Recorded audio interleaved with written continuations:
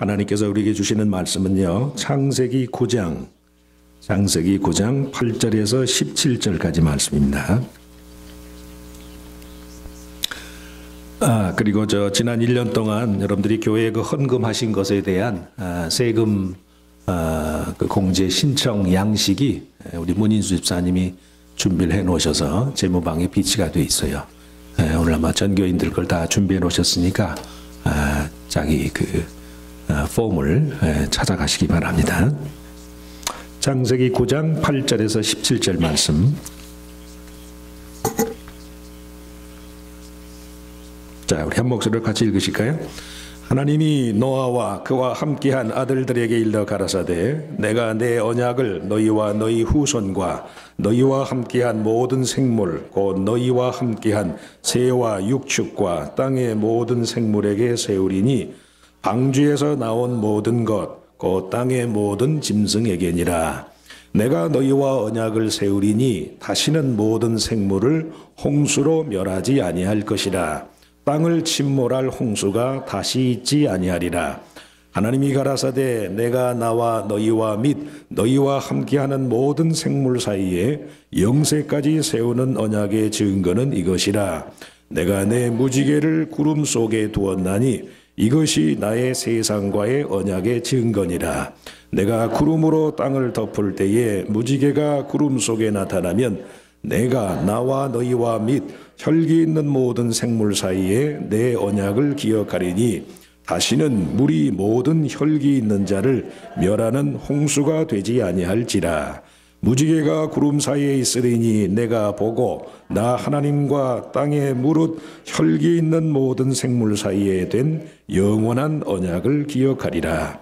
하나님이 노아에게 또 이르시되 내가 나와 땅에 있는 모든 생물 사이에 세운 언약의 증거가 이것이라 하셨더라.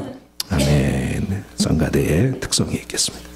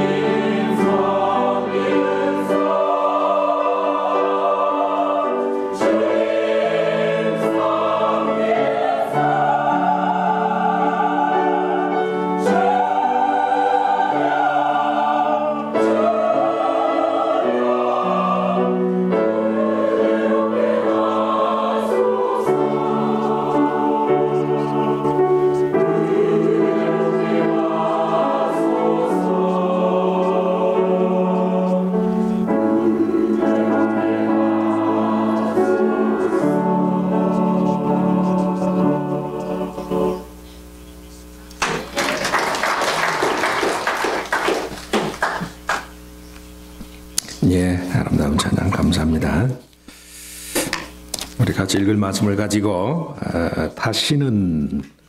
다시는이라는 제목으로 잠깐 은혜를 나누고자 합니다.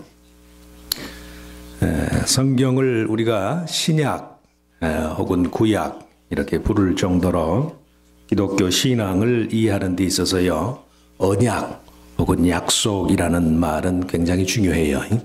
신약은 새 언약, 구약은 옛 언약. 그러니까 믿음의 내용 자체가요, 우리들 각자의 무슨 의로운 행위, 인간의 대단한 결심, 이런 것에 의한 것이 아니라 우리의 믿음의 대상이신 하나님의 뜻, 하나님의 결심을 따르는 것이 신앙의 내용이에요. 오해하게 되면 예수를 믿는 게 내가 대단한 결심을 하고 내가 무슨 큰 공을 세우고 해야만 이게 믿음 있는 사람인가 그렇게 생각하는 경향이 많은데 그렇지 않아요. 기독교 신앙은 처음부터 마지막까지 내 의지, 내 결심이 아니에요. 하나님의 결심, 하나님의 약속을 따르는 거예요. 동서고금을 물론하고 모든 유형의 언약에는요, 반드시 이전과는 다른 뭔가 새로운 상황이 전제되어 있어요. 그때까지 채 알려지지 않은 새로운 사건들이 언약을 통해서 알려지고 이행된다는 그런 말씀이에요. 그런 새로움이 지닌, 언약의 새로움이 지닌 의미 때문에요, 성경에서는 언약을 맺는 행위를 가리켜서 언약을 쪼갠다 그런 식으로 표현을 해요. 언약을 맺는다라는 말의 히브리어는 쪼갠다는 뜻이, 언약을 쪼갠다. 무슨 말인고 하니 언약 당사자들이 그 언약을 위반할 경우에요, 마치 쪼개어진 재물의 운명과도 같은 그런 처지를 당하게 되고야 말 것이다. 그런 마음의 진지함과 성실함을 갖고 하나님과의 약속에 임해야 한다, 그런 뜻이에요. 그렇기 때문에 누구든지 하나님과의 언약의 대상이 되고자 하는 사람은 그 언약에 내포된 새로운 하나님의 뜻과 계획을 진지한 마음으로 받아들일 준비가 되어 있어야 돼요. 그러실 수 있길 바랍니다. 금년 한 해 어느 한마디 말씀이라도, 어느 한 구절의 성경의 말씀이라도 내가 진지하게 받아들여서 이것으로 내 삶의 전부를 삼고자 하는 그런 마음, 하나님과의 언약을 진지한 마음으로 받아들인다는 것은 첫째요, 무엇에 있어서건 간에 그의 뜻이라고 여겨지는 것을 바르게 세우고자 하는 마음, 오늘 말씀에도 언약을 세운다. 앞서 말한 것처럼 언약을 맺는다는 말의 일반적인 표현은요, 언약을 쪼갠다라는 말이에요. 그런데 오늘 본문에 의하면 노아와 더불어 하나님이 언약을 맺으면서요, 언약을 세운다고 말씀이, 언약을 세운다. 이 말에는 이미 체결된 언약이 한쪽 당사자의 일방적인 파악이나 부주의에 의해서 더 이상 효력을 발휘하지 못하게 된 그런 상황이 초래되었음을 의미하는 거예요. 두말할 나위도 없이요, 아담과 이브의 타락으로 인해서요, 하나님과 인간과의 관계가 단절돼 버렸잖아요. 심히도 아름답게 하나님께서 당신 자신과 끊임없는 교제 가운데 거하는 그런 삶을 살도록 태초에 인간을 지으셨는데 이 사탄의 유혹을 이기지 못하고 하나님이 말씀하신 하나님의 명령을 어겼잖아요. 그래서 그만 인간과 하나님과의 관계가 파기돼 버리고 말았단 말씀이에요. 그 창조주 하나님과 그의 피조물로서의 모든 인간 사이에 신뢰와 믿음의 여지가 사라지고 말았어요. 그런데 문제는 하나님께서요, 과연 노아 한 사람의 의로움과 온전함, 노아 한 사람이 하나님과 동행하는 식의 삶을 사는 그 모습을 보시고서 그 한 사람의 순종과 한 사람의 믿음 때문에 이 온 세상에 대한 심판과 보응 대신에 새로운 회복과 구원의 역사를 가능케 할 것인가? 이것을 우리가 얼마만큼 믿을 수 있겠는가? 이게 문제라는 말씀. 단 한 사람의 믿음, 또는 이 지구상의 단 한 곳에서의 하나님과의 접촉이 이루어진 이 일을 전제로 해서 이 세상 전부의 운명과 진로를 하나님이 과연 바꿔주시겠는가? 이걸 우리가 얼마만큼 믿을 수 있느냐는 말씀이. 저나 여러분이라요, 살다 보면 그런 경우에 처하게 되는 때가 많아요.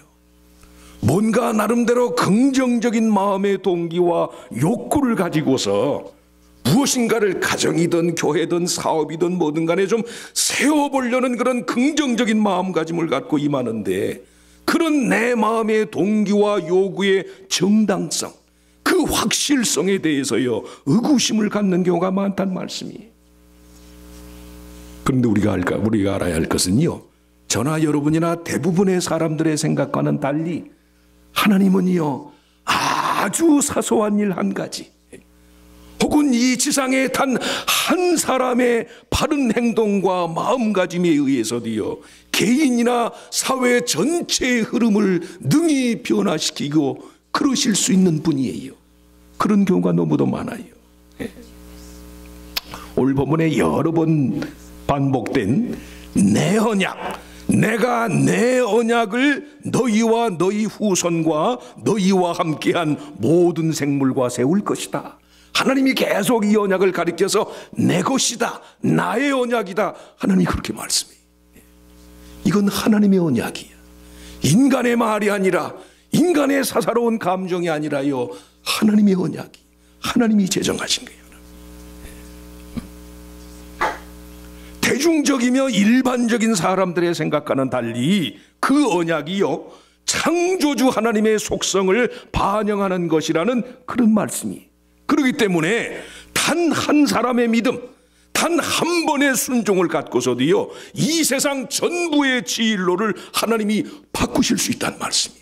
그게 사람과 하나님의 차이예요. 사람은 10 중에서요 9이 잘 되고 하나가 잘못돼도 그거 다 잘못됐습니다 그래요. 하나님은 10 중에 9이 다 잘못되고 하나가 조금 온전한데 그걸 가지고 전부를 온전케 만들어요. 믿으시기 바랍니다. 우리 집안이 대대로 안 믿는데 뭐 내가 예수 믿고 뭐 내가 지금 신앙생활하고 무슨 변화가 있을까? 공감 먹으면서 예수님이 뭐라 그래요? 하늘나라에 비유돼서 말씀하면서 천국은 뭐와 같다? 누룩과 같다. 가루 서마를 전부 부풀게 만드는 누룩과 같다. 눈에 보이지도 않는 그 곰팡이, 눈에 보이지도 않는 그것이요 자루 속에 들어가 가지고 누룩천 가루를 전부 그냥 부풀게 만드는 거예요. 창조주 하나님의 차이야. 창조주 하나님의 차이. 한 사람의 믿음, 한 번의 순종, 한 번의 의로운 행위를 갖고서요 우리의 삶의 질을 하나님이 바꾸신다는 말씀이. 그래서 매사에 저나 여러분이나 매사에 하나님의 뜻을 따라서요 세우는 삶을 사셔야 돼요. 세우실 수 있기를 축원합니다. 남들은 다 안 되고 허물어졌다고 말하지만 아니에요. 하나님이 일으키시면 일어날 수 있어요. 하나님께서 세우시면 다시 번창할 수 있는 거예요.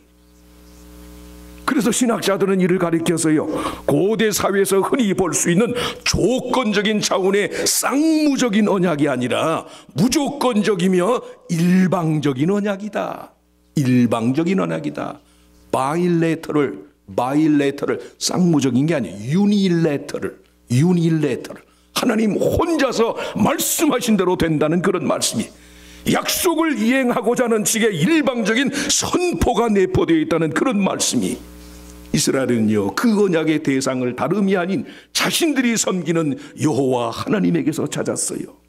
세상을 홍수로 뒤덮을 수밖에 없는 심판과 보응의 현실 상황 속에서 노아 한 사람의 순종으로 인해서 온 세상에 다시금 구원의 파노라마가 펼쳐지는 그런 공간이 되도록 하셨다는 말씀이. 그 말씀 속에는요 이스라엘 백성 스스로 변할 수 없는 것으로 여겼던 그들을 향한 하나님의 계획, 죄에 대한 하나님의 심판의 필연성의 법칙이 바뀌었음을 의미해요. 노아 한 사람이 의롭고 하나님과 동행하여서 홍수로 세상을 다 하나님이 멸하셨다가 이 세상을 다시금 살리셨다라는 것은요 하나님 자신의 변화의 의지와 열심의 표현일 뿐이에요. 무슨 말씀이냐? 이스라엘의 하나님은요 변하실 수밖에 없는 분이 하나님 자신이 살아계신 분이잖아요.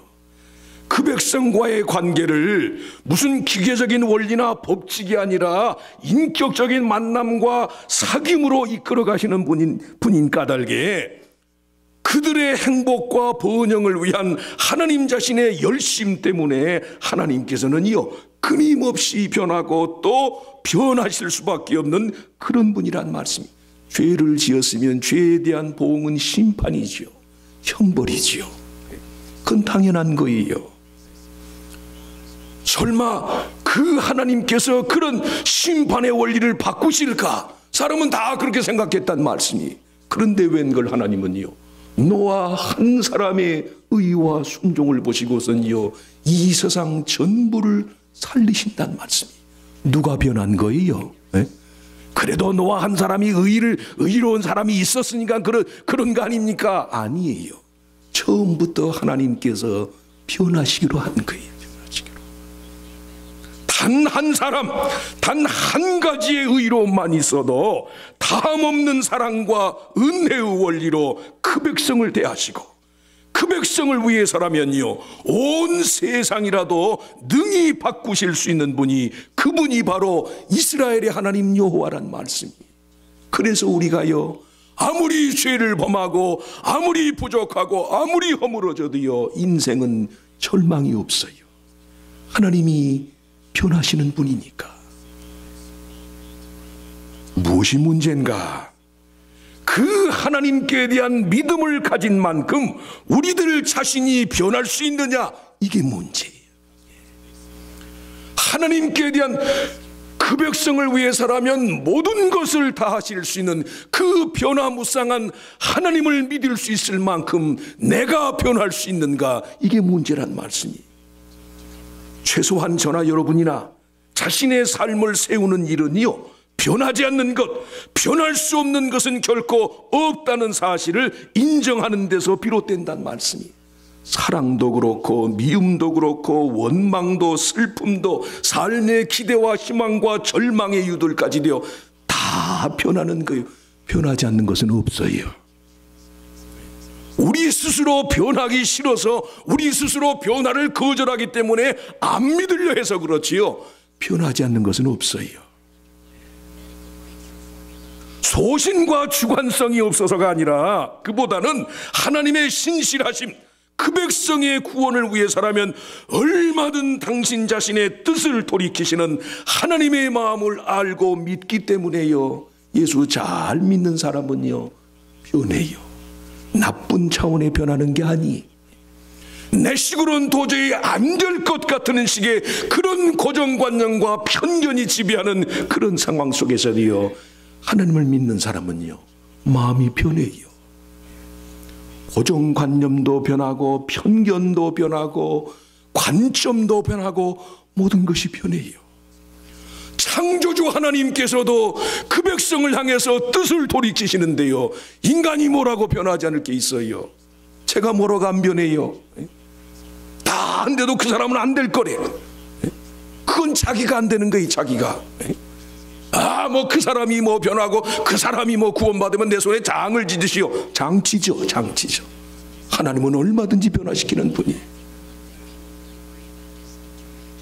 하나님의 신실하심, 그 백성의 구원을 위해서라면요 노아 한 사람의 순종은 노아의 의로움을 말하고자 함이 아니에요. 노아가 그렇게 의로운 삶을 살았다 이걸 말하려는 게 그렇게 홍수에서 살아남은 노아가 10장에 보면 어떻게 해요? 술이 취해가지고선이요 자식들 앞에서 하체를 다 드러내요. 똑같이 어제하고 똑같은 인간 군상이야. 하나님은 노아 한 사람을 매개로 이미 당신 자신의 마음을 돌이키신 거예요. 우리를 향한 무한한 사랑, 인생을 향한 하나님의 무한한 궁유, 그 어미가 자기 태에서 난 자식을 불쌍히 여기는 것처럼 인생을 향한 하나님의 궁유하심, 이미 하나님의 마음이 바뀌었어요. 내가 내 식으로 믿으려 하지 않고 인정하려 하지 않고 거추장스럽기 때문에 내가 내 마음을 돌이키려고 하지 않아서 그렇지요. 변하지 않는 것은 없어요. 시간이 세월이 조금 지나니까 이제 알겠더라. 모든 미움의 대상, 모든 증오의 대상, 모든 편견의 대상 다 바뀌어요. 다. 뜻을 돌이키시는 하나님. 노아의 홍수 사건을 포함해서요, 창세기의 기록의 대부분은 이런 하나님의 마음을 알고자 하는 식으로 읽어야 돼요. 지난주에도 말씀했어요. 창세기는 우리가 사는 이 세상의 기원을 밝히고자 하는 책이 아니에요. 하나님이 다스리시는 세상, 하나님이 주관하시는 세상, 그 세계로 들어오도록 하는 하나님의 초청이에요. 아무리 내 생각과 아무리 내 편견으로는 그게 아닌성 싶어도요, 하나님이 은혜로 사랑으로 주관하시는 세상에 들어오면 삶이 달라지는 거예요.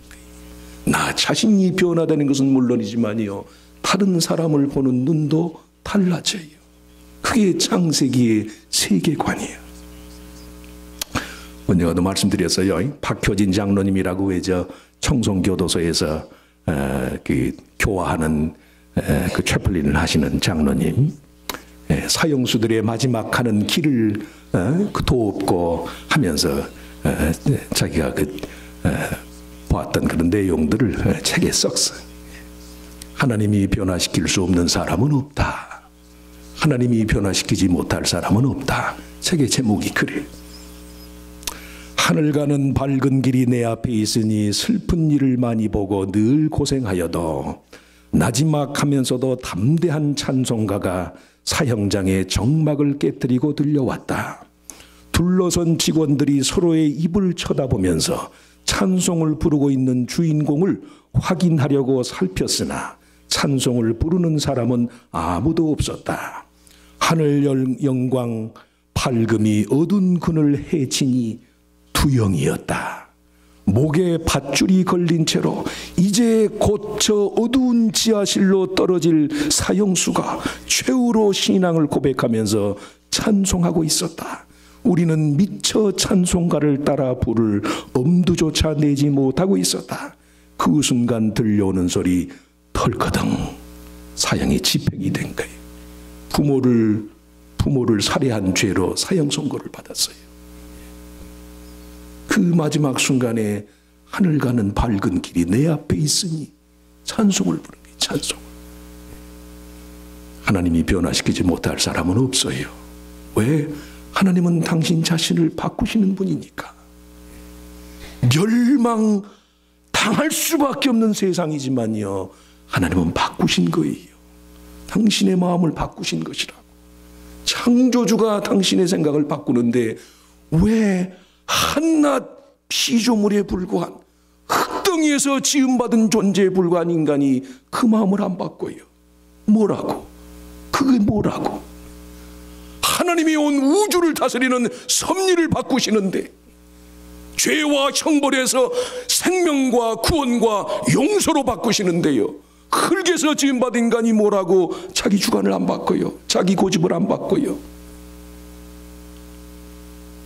두 번째, 하나님의 언약을 진지한 마음으로 받아들이는 두 번째 원리는 구별된 마음, 구별할 줄 아는 마음이, 구별할 줄 아는 마음. 오늘 보면 11절과 15절에 두 번씩이나 나와요. 다시는 never again, never again. 다시는. 이 말은요, 하나님 자신의 구별된 마음의 표현이 심판의 필연성을 강요할 수밖에 없는 그런 대상을 향하여서 오히려 용서와 은혜의 원리를 대입하고자 하는 하나님 자신의 거룩한 내면의 반향, reorientation. 하나님의 거룩한 내면을 방향을 바꾸는 거란 말씀이에요. 다시 있게 하지 아니하리라. never again. 이 말을 통해서요, 이 세상에 대한 하나님 자신의 지배 원리를 바꾸기로 했어요.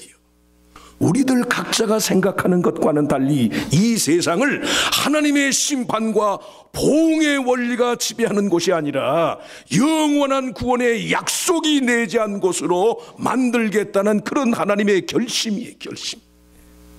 히브리 성경에 보면 never 얼마나 오랜만에 자주 나오는지 몰라요. not. 하나님이 계속 당신의 마음을 반향, 리오리엔트 하는 거야, 리오리엔트. 이 세상을 향한 하나님의 심판과 보응의 원리가 지배하는 것이 아니라 하나님의 구원과 약속이 내재된 것으로 하나님께서 바꾸겠다는 말씀이, 인간의 끊임없는 타락과 실수에도 불구하고 사람들 스스로 그들 자신에 대한 하나님의 심판과 보응을 당연한 것으로 받아들이게끔 하지 않겠다는 창조주 하나님의 의지의 표명이, 그렇기 때문에요, 하나님의 약속을 믿는다는 것은요, 우리들 스스로를 구별하는 거예요.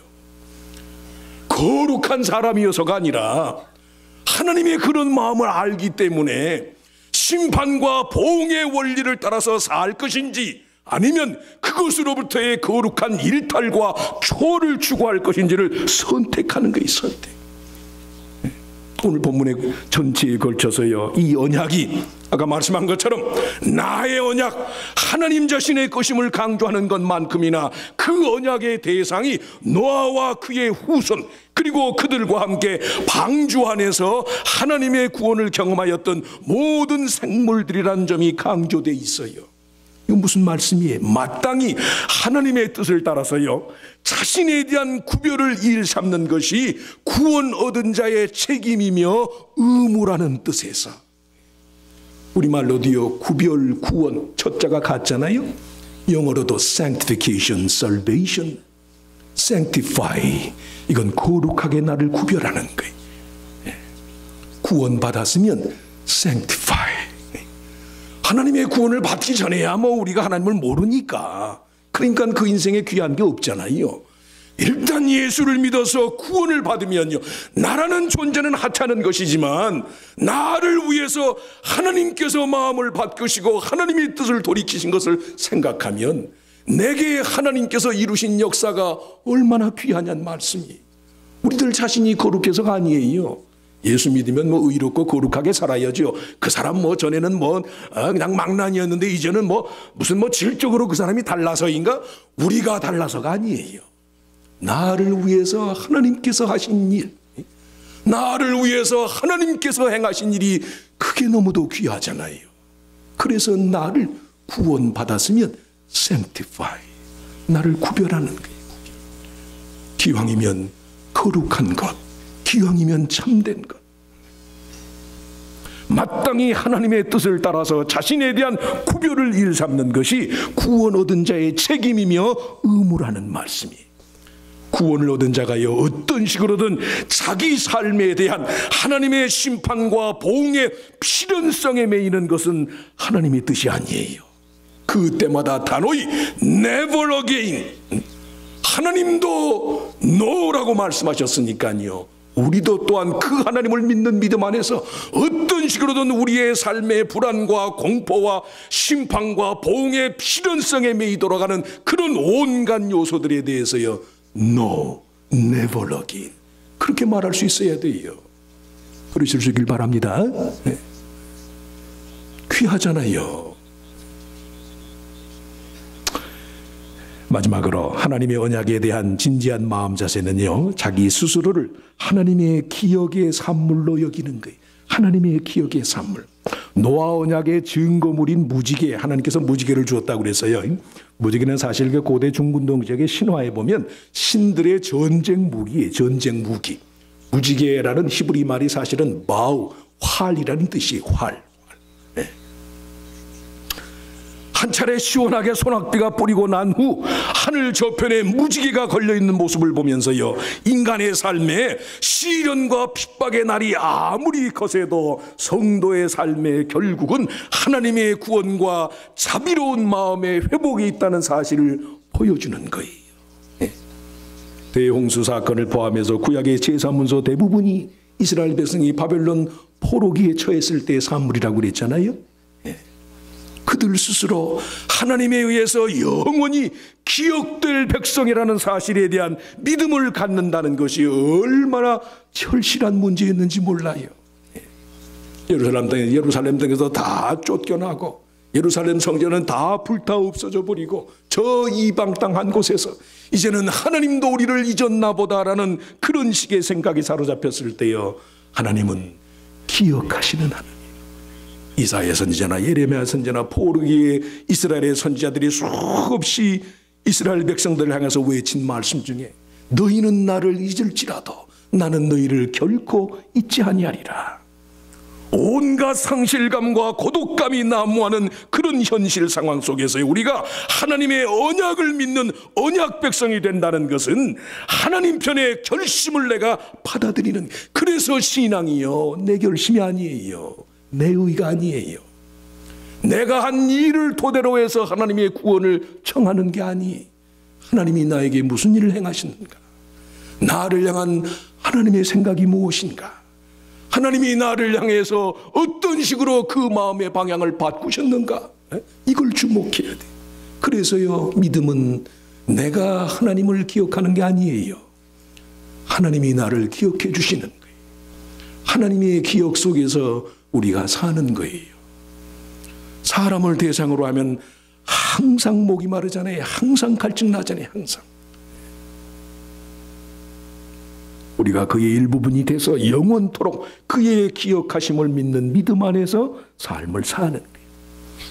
미국의 제40대 대통령인 도널드 레이건, 2004년 6월 5일 93세로 세상을 떠나셨어요. 10년 동안 치매를 앓으셨잖아요. 10년 동안. 대통령에서 은퇴한 후에 10년 동안. 치매 진단을 처음 받은 1994년 11월 5일 날, 미국 사회가 아주 발칵 뒤집혔지. 레이건, 미국 사람이 제일 좋아하는 대통령 가운데 한 사람이 레이건이잖아요. 차수성 간 사람이고, 또 할리우드에 아주 그런 백그라운드가 있고 그러니까. 얼마나 그냥 미국 전역에 아주 충격에 휩싸였던 말씀이에요. 그래서요, 의사에게 치매 진단을, 이미 그때서부터 치매 증세가 시작이 됐어. 낸시의 아내의 생일을 까먹을 정도니까. 그러고 보면 저는 항상 치매네. 치매 진단을 받고서는 1994년 11월 5일 미국민을 대상으로 연설을 했어요. My fellow Americans, 나는 최근 수백만 명의 미국 사람들이 앓고 있는 알츠하이머, 이 병에 걸렸다는 진단을 받았습니다. 이 뉴스를 접하고 나서 부인인 낸시와 나는 여러 날 밤을 고민했습니다. 나의 개인적인 사정을 미국 국민인 여러분들에게 알려야 할런지, 또 내 스스로 개인적인 사정으로 그저 은폐하고 지내야 할런지, 이걸 공론화해야 할지 사적인 것으로 담아둬야 할지 부인과 함께 여러 날을 고민했습니다. 마지막으로 나는 우리의 사정을 여러분들에게 알리기로 결정했습니다. 오히려 우리의 결정을 통해서 나와 같은 알츠하이머 병을 앓는 수많은 미국민들에게 조금이나마 위로와 격려가 되기를 바랍니다. 내 사정을 여러분과 함께 나누는 것이 중요하다는 사실을 믿습니다. 내 마음을 열어보임으로써 이로 인한 더 많은 고통이 어느 정도는 감소될 수 있으리라고 믿습니다. 여러분들과 함께 미국의 국익을 위해서 힘썼던 수많은 날들을 결코 잊지 아니할 것입니다. 중량, 시간이 지나서 내가 가야 할 곳으로 가야 할 즈음에 미국이라는 나라의 이름과 함께 저 또한 미국민의 한 사람으로 영원히 기억되기를 바랍니다. 주님이 나를 당신의 집으로 초대하실 때 언제인지 알 수 없지만 여러분 모두에 대한 이 나라에 대한 사랑과 영원한 희망과 긍정심을 갖고 주님의 부르심을 따를 것입니다. 그런 식으로 I now begin the journey that will lead me into the sunset of my life. 향이 지는 것처럼 내 삶이 지는 것이지만 I know that for America there will always be a bright dawn ahead. 미국의 앞날에 하나님의 도우심에 항상 미국의 앞날에 광명이 있을 것입니다.